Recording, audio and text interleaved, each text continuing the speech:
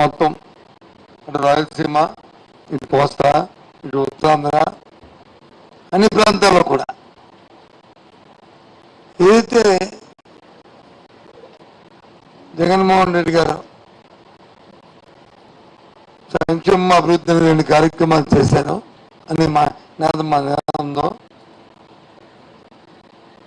దాన్నే మళ్ళీ నేను కొనసాగిస్తానని చెప్పారు. మాయ చెప్పుకుంటా, మోసం చెప్పుకుంటా దాన్ని ప్రజలు విశ్వసించారు. ఇది కొత్త వరవడి. అందుకే అంత పెద్ద ఎత్తున మహిళలు, ఎందుకంటే మా దగ్గర సంక్షేమంలో లబ్ధి పొందిన మహిళలు 74% మంది మహిళలు ఉన్నారు.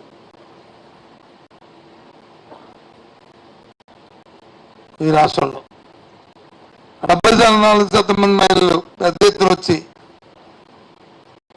మా తాలూకు ఆత్మగౌరవం కాపాడారు జగన్మోహన్ రెడ్డి గారు, నా అన్నగా, నా తమ్ముడుగా, నా బిడ్డగా అని వాళ్ళందరూ కూడా. అందుకే మీరు ఎక్కడ చూసినా బాలులు తిరిగి మహిళలు వచ్చి ఉన్నారు.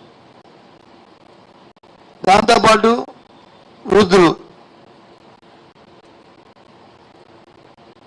మాకు ఇంట్లో గౌరవం పెరిగింది, ఊళ్ళో గౌరవం పెరిగింది.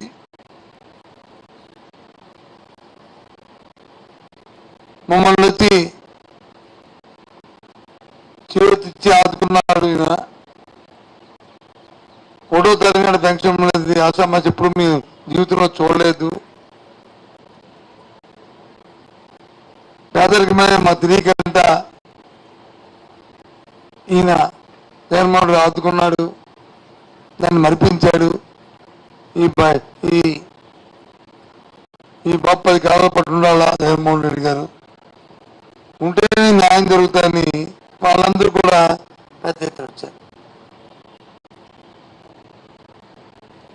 తెలుగుదేశం పార్టీ ఎన్నో కుతంత్రాలు పడింది, ఎన్నో కుయుక్తులు చేసింది, ఎన్నో అబద్ధాలు చెప్పింది, ఎన్నో మోసాలు చేసింది. 1 కాదు 2 కాదు.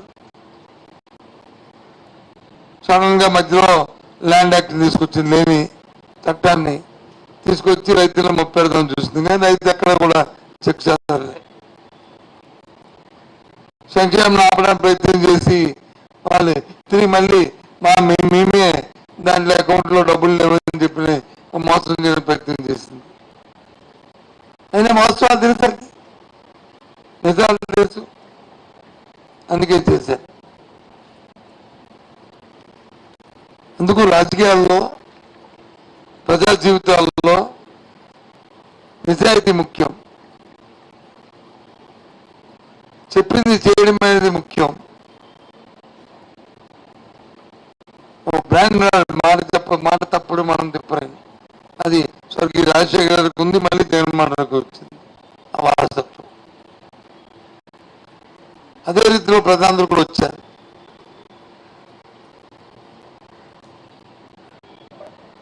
తప్పకుండా ఏదైతే నిన్న ఇంత పెద్ద ఎత్తున వచ్చి ప్రభుత్వం 4వ తారీఖున జూన్ 4ని ఎక్కింపవుద్ది. ఆ డేట్ కూడా ఇంకా రేపు అనౌన్స్ చేస్తాం. ఇక్కడికి జగన్మోహన్ రెడ్డి వస్తారు, ఇక్కడే ప్రమాణ స్వీకారం చేస్తారు. విశాఖపట్నంలోనే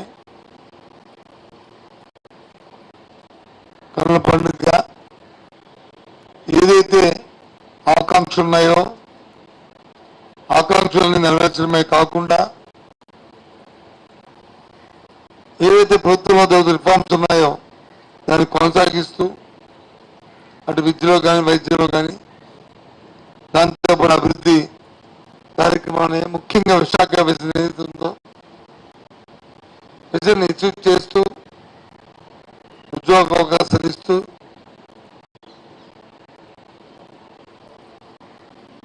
జూన్ 4 నుంచి ఆ ప్రక్రియ ప్రారంభమవుతుంది.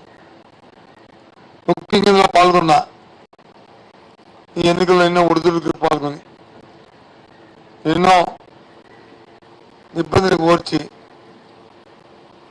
ఎన్నో మాయ మాటలకి లొంగకుండా ప్రలాభాలు లొంగకుండా ఉన్న మా పార్టీ కార్యకర్తలు,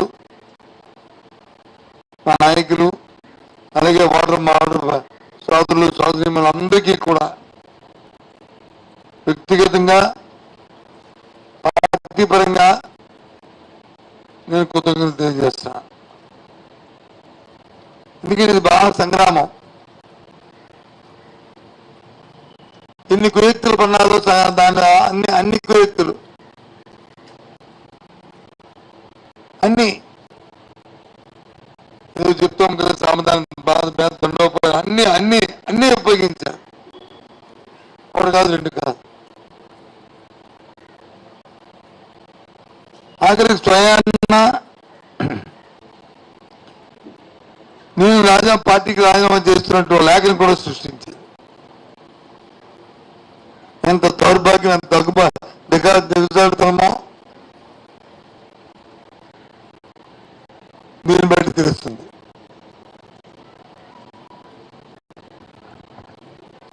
లేఖ బట్టి తెలుస్తుంది ఏ స్థాయికి తెలుగుదేశం పార్టీ కూటమి దిగజారింది అనడానికి ఇది పరాకాష్ట.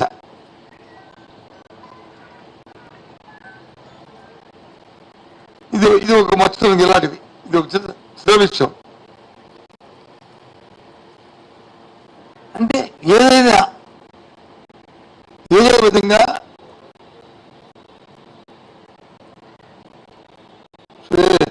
వాళ్ళకు వచ్చిన కుతంత్రాలతో క్షుద్ర రాజకీయాలు చేసి బయటపడాలని ఏం పడతారు. తెలుగుదేశం పార్టీకి చంద్రబాబుకి ఉన్న చరిత్ర ఈ రాష్ట్ర ప్రజానికి అందరికీ తెలుసు. మాయా, మోసం, దగ. అలాగే రాజశేఖర రెడ్డి గారికి, జగన్మోహన్ రెడ్డి తెలుసు. ఏదైనా చెప్తుంది చేస్తారు, చేసింది చెప్తారు.